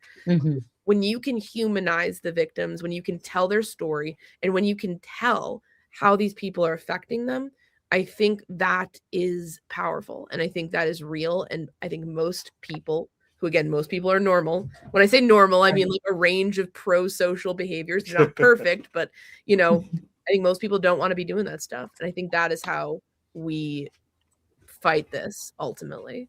I'm concerned a little bit because I was asked to come on a network show during the trial. They were going to give me every Tuesday to talk about the trial. and I opted not to. I wasn't sure. This is before we did our YouTube show. I wasn't sure if I wanted to really be in front of the camera at all. And the person that reached out to me and was asking me to come on was saying they were having a hard time finding professionals or anyone really that would speak on behalf of the Karen is guilty side of things. And they were afraid because of the lashback. They were afraid because of these extremists that are doxing their families and are leaving spam reviewing their businesses and stuff. It's like this silencing that's going on. And that's exactly what it is. There's this massive tactic to silence people. And I'm hoping that something can be done in regard to just some of those simple acts. Like, no one should be silenced, but there should be some kind of, I don't know, consequence, right? For trying to silence people through threats and harassment, doxing, things like that. I agree. I don't know. I wish those things were taken more seriously sometimes. I feel like there's a kind of a pervasive sense of like, well, it's happening on the internet, just log off. And it's like, the internet's also real. You know, I would say we get review bombed all the time. I mean, geez, like, we'll look at our reviews, people. Like, I swear we're not that bad. Or go leave good reviews, guys. They're devils. It's like, okay. I would just say also, here's what we learned the hard way. And this is something that took a while. So I don't want to sound like we're denigrating, anybody who gets freaked out, because we were those people in the beginning. We were like the frog boiling in water, right? Like over time, I think we've just kind of normalized some of this stuff. And I tell my friends who are not into true crime, like, yeah, this guy was like yelling about us online. And they're like, what the heck? I'm like, oh, this guy said he's going to come punch me at our book signing. And they're like, are you okay? Should we call the police? Blink twice if you need help. And I'm like, no, it's all good. Like, I don't care. What we learned is most of these people take it in real life. Sometimes that is true. We were kind of the whole time we were waiting in line in the Delphi trial, like, hope no one shows up with a gun. Yeah. And like, no, I was worried about y'all. I really was. I thought somebody was going to come kill us at some points, but I was just also kind of like, at that point, I'm like, I welcome it. Like, I don't want to be here anymore. I'm just kidding. But like, in all seriousness, you learn that most of these people are unwell cowards who are just crouching in their own squalid lives, and they're not going to do anything. And if they do, then you could probably call the police and get them in trouble legally. But if they don't, just ignore them. Like, that's where we kind of came. Like, at this point, we're just like, we laugh about it. In the beginning, it was scary. And then you realize, like, they're just all screaming children who were just, they couldn't organize their way out of a paper bag in Delphi. They tried to have a protest once, and they were like seemingly forcing homeless people to go with them. And it's like, oh my God, leave those people alone. Like, like, it was a disaster. Lydia remembers this. This was a whole thing. And like, I called it 3 puffy coats go to the courthouse.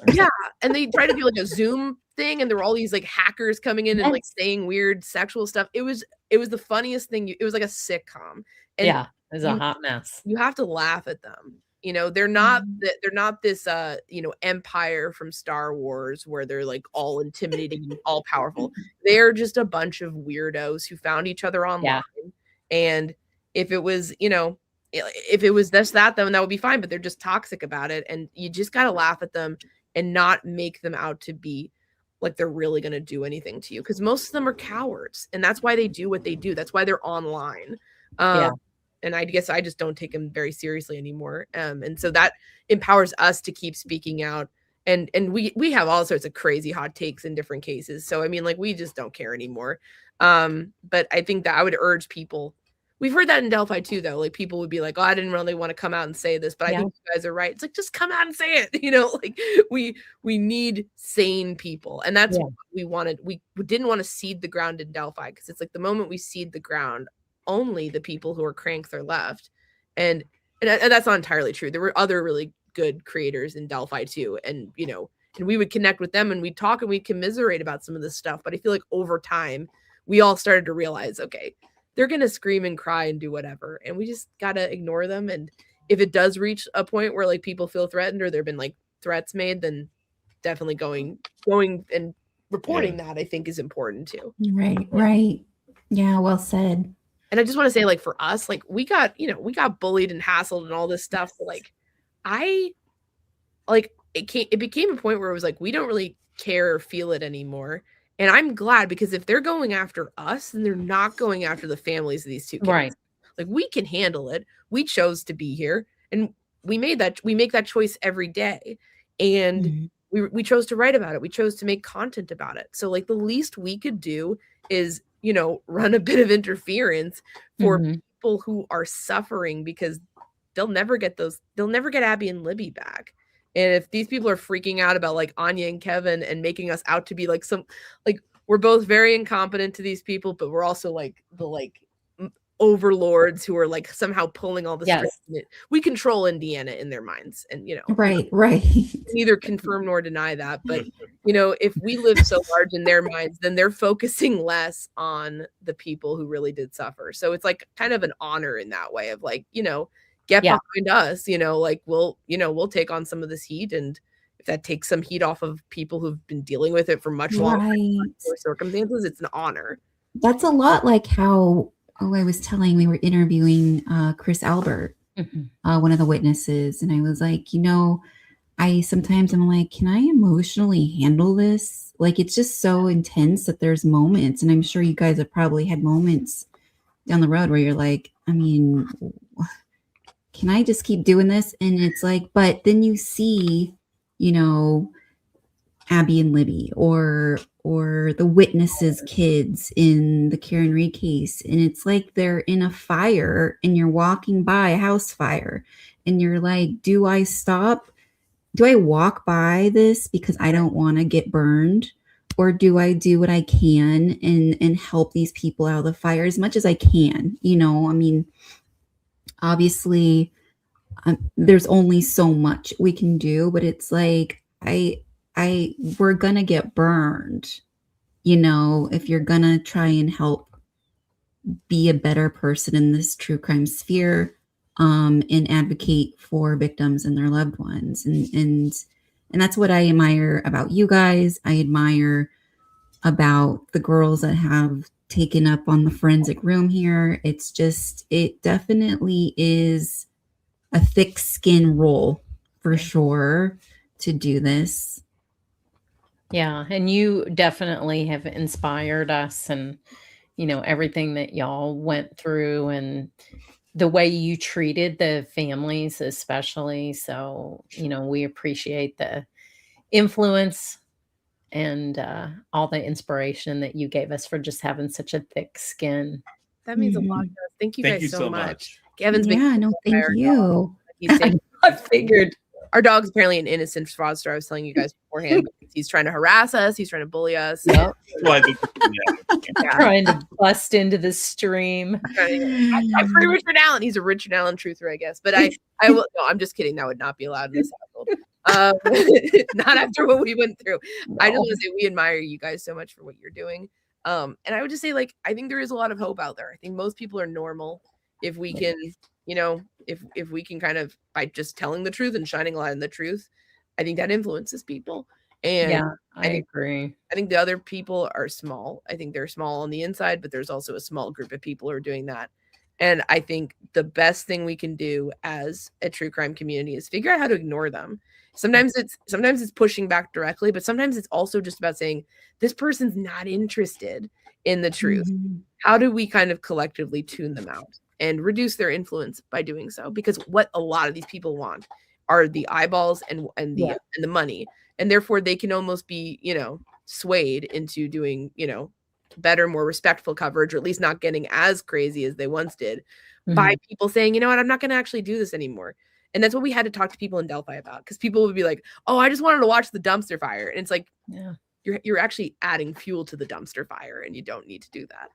Yeah. I remember Brett from the Prosecutors podcast once messaged me.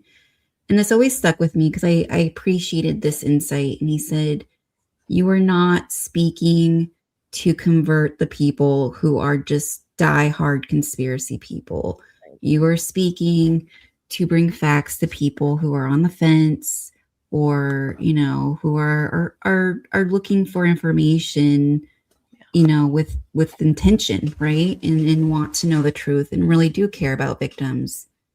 And that's just always stuck with me to remind myself, because I do, you know, it's so easy, especially on Twitter, is like to get distracted and get into that hole of trying to bring information to people that will never budge. No.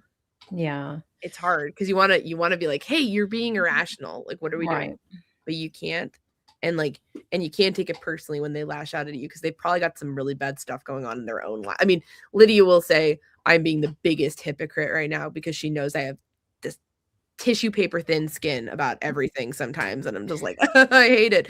But truly over time that has changed, and I think we've built up some calluses here, even though, like, you know, we started off very like, oh no, people are saying mean things about us and they're threatening us, they're going to do something, and should we, like, you know, move? And now we're just like, you know, you kind of see it, you come to see it for what it is, which is just really pathetic behavior by pathetic people who, you know, as I tried to feel sorry for them rather than feeling, you know, angry. Although sometimes what they do does make me angry, because it affects people like Abby and Libby's families, or John O'Keefe's family. It's those people do not deserve this. And frankly, like, they're just ruining true crime. I mean, that pisses me off. I love true crime. You know, true crime should be where it's not like this anti-intellectual nonsense, you know, dumpster fire run amok. It should be, people can disagree or have a different theory of a case, and that's okay. But the behavior that's so antisocial needs to stop. Yeah. There's someone in the comment section that really, really wants to ask you about the Ramsey case for some reason. I don't know why, but they want to know. Did you see it, Lydia? What was the question? It was about, you know, we didn't have social media for most of that case. There's kind of an ongoing discussion in the comments about that. You know, that people can just turn on their phone now and make content, and that wasn't necessarily the case in the Ramsey case. And then there's also like the openness of the process questions that we, you know, touched on earlier, that kind of thing. So yeah, I mean, like, I'm actually interested in covering the Ramsey case ourselves at some point. So yeah, that'd be great. I have very hard opinions on that case. Yeah. Oh, I do. And they might be controversial, but in the interest of covering it, what I'd like to do is basically, I think in order to do a truly informed like coverage of it, what we'd like to do is I would like to go and basically read everything, watch everything, get my hands on whatever is out there, and just from all sides, all different opinions, and just kind of like study it for like a year, and then come back and report back with if I've changed my mind, if it's like solidified my opinion, if it's like made me kind of undecided. And that's your forte, just as a couple, is that, because I mean, and you did it with Temujin Kenzu, you know, you have this ability to look backwards at things and go to the sources that you just don't see it that often in podcasting.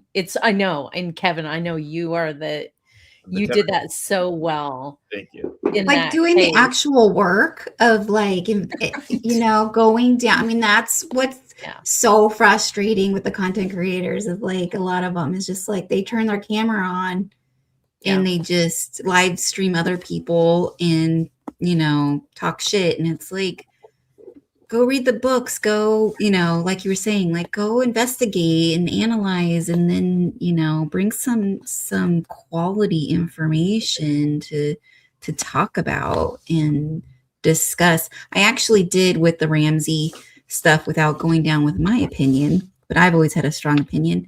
And then I read a book and it swayed my opinion for about 3 months. And then I went right back to my original opinion. So I'll be curious to hear. You should do it. I'll be curious to. You should do it. Yeah, we're gonna hear where you guys go down. For you into it. I feel ready, and like I was a 90s child, and I remember seeing her picture in all these like magazines, and it really scared me as like a little girl. Yeah, so I was like, oh my God, like, you know, they're murdering kids, you know, like, I mean, like being a kid at that time, it wasn't something that was like, you know, I guess I was a pretty morbid kid in some ways, but I was just like, this is freaky. And, you know, it's a tragedy that this young girl lost her life. But I feel like in order to truly, I feel like that's a case, there's been so much on it that that's sort of what you're talking about, that kind of like pendulum swinging. Like I watched this documentary, now I think this, no, I watched this one. And I'd like to just do everything so that I can kind of almost like weigh the facts more than anything. But I don't know. I probably will lose my mind doing it, but we'll see, I guess. We're gluttons for punishment here at the Murder Sheet. But yeah, I guess I'm just like, I'm open-minded on that one at this point, because I'm trying to clear my mind to do this. But I definitely came into it with some strong opinions. Well, and your book on Delphi, just to talk about that for a second. So as a person who followed it long before you did and heard all the noise, read all the blogs, you know, did all of that. And then I like went through that trial with you and, you know, watched everything you did, listened to, you know, you have hundreds of episodes on your podcast about Delphi, which no one else does, even though it had, you know, it had been in the making for 7 years. You still have the most content on it. But then when I read your book, I could not believe how it put the story in the order that the entire case happened in a way that surprised even me. And I had followed it so closely, but I had never sat down and thought the case through from start to finish the way your book put it together. And so even whether you know the case or not, in my opinion, you should read this book, because it tells the story in such a compassionate way, in such a logical and orderly way. It's not like a lot of true crime books that I've read.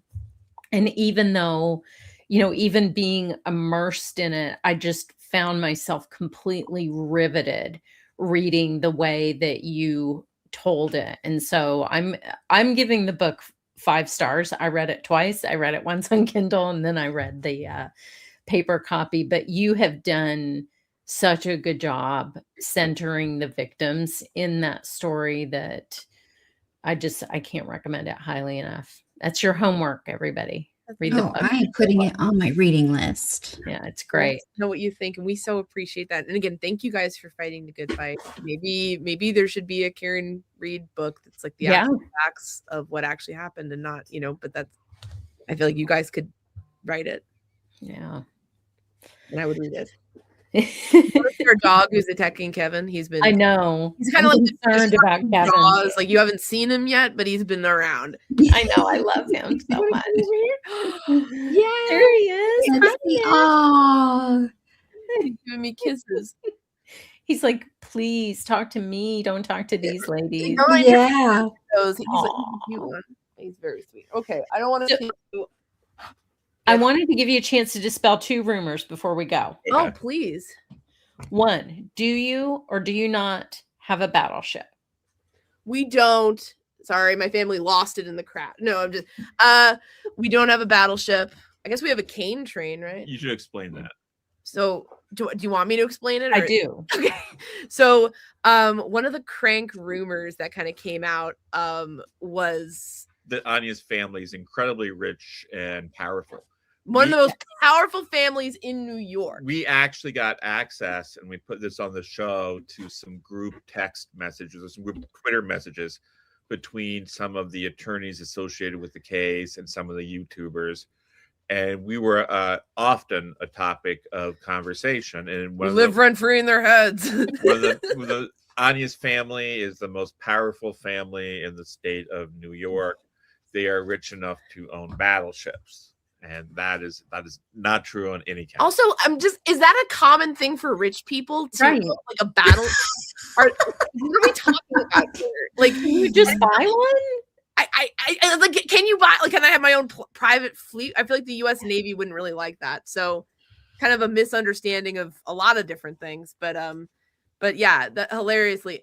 Yeah, no, my family's very normal. Yeah, I'm me, so I guess normal subjective there, but they produced me, so maybe not. But I think they're just nice people, and my dad's a doctor, and I got sisters in medical school, so they're very smart, and I became a podcaster, so you know, I'm black sheep. Yeah, I'm the black sheep of the family.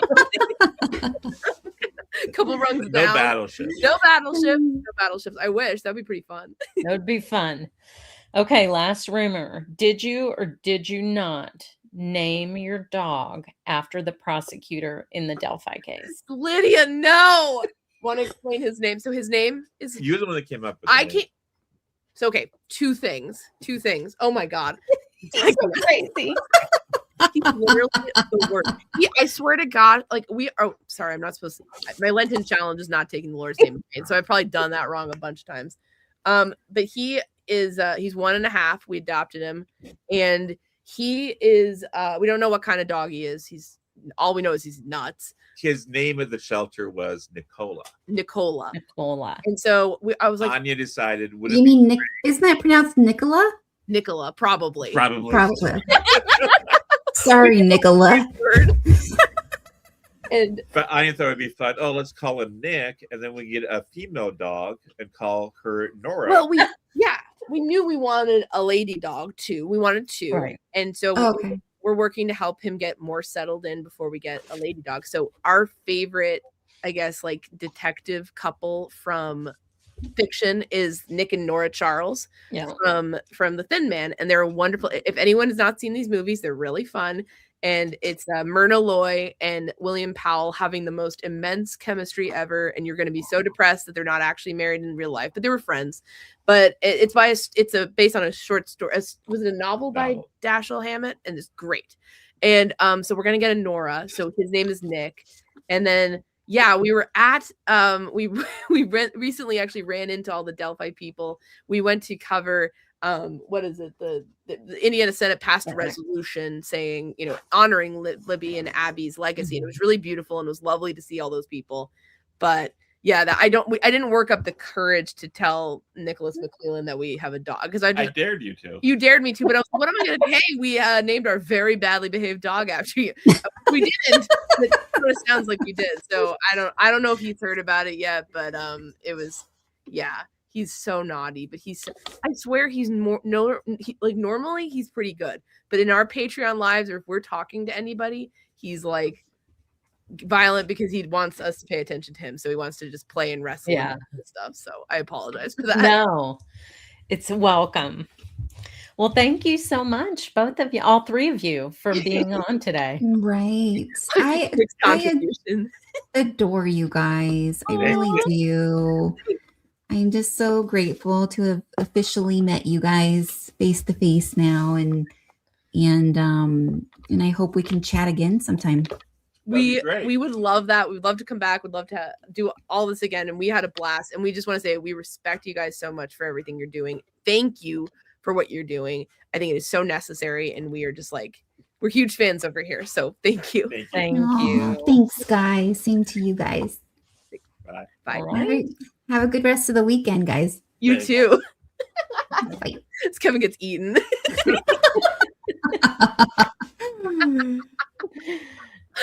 Oh.